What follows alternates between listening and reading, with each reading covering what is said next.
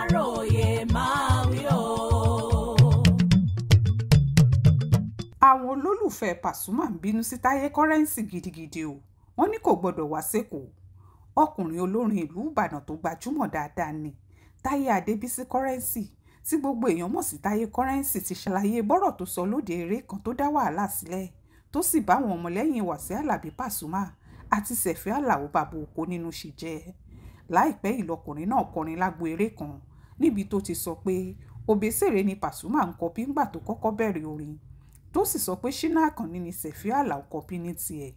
Ọ̀rọ̀ tó sọ yìí kò dùn máwọn olólùfẹ́ Pàsó àti Sẹ̀fíù nínú. Wọ́n ní báwo ló ṣe máa sọrú nǹkan bẹ́ẹ̀ jáde ní gbangba àti pé ohun tí kò mọ̀ ló ń sọ̀rọ̀ lé lórí. Wọ́n lọ́jọ́ wo ni wọ́n bẹ̀rẹ̀ sí gbúròó tiẹ̀ pàápàá nídìí orin. Ìbínú ọ̀rọ̀ yìí ni máníjà Sẹ̀fí Àlàó Saheed Ojúbánirẹ́ fi sọ̀rọ̀ lórúkọ ọ̀gá ẹ̀ tí wọ́n sì ní pòmótà kan tó wà lágége ló ń sàwọn ohun tí ọmọkùnrin náà kò mọ̀ fún un. Ọ̀rọ̀ tí Currency sọ yìí ti ń bí àwọn olólùfẹ́ Pasuma nínú o tí wọ́n sì ń lérí sí i pé Ìbàdàn rẹ̀ náà ni kó jókòó sí o, àwọn ò gbọ́dọ̀ rí lẹ́kọ̀ọ́. Wọ́n ní irú ìtukùtù wo ló ń tu yẹn pé béèyàn kan bá tiẹ̀ máa sọ̀rọ̀ kì í ṣe Currency ló yẹ kó wà nídìí ìbàjẹ́ Pasuma àti pé ohun tí kò mọ̀ ló ń sọ. Èyí ló mú kí Táyé Currency náà jáde báyìí o tó sì ti forin ṣàlàyé ọ̀rọ̀ pé àwọn kan ni wọ́n ṣe òun gbọ́, àwọn èèyàn náà ló sì fẹ́ dá wàhálà sílẹ̀ láàrin òun àtọ̀gọ́ òun ìyẹn Àlàbí Pasuma. Currency ni èmi pẹ̀lú ọ̀gá mi Pasuma àjọra. Wọ́n ní mo sọ̀rọ̀ kan lórí ayélujára pé kò dáa mo dẹ̀ gbà ṣùgbọ́n ìtẹ́ ẹ máa ń ṣìyàn gbọ́ ẹ ò lè dàrin wa rú o. Èmi àti Pasuma bàbá Wàsílà bẹ́ẹ̀ bá ti ń gbìyànjú ẹ̀ tipẹ́tipẹ́ ẹ lọ gbẹ́nu lọ́wọ́ ẹni tó bá dá sọ̀rọ̀ wa orí ẹ̀ la máa fi fọ́ o. Bá a ṣe ń ṣe láti 1992 títí tó fi dàsìkò yìí nìyẹn.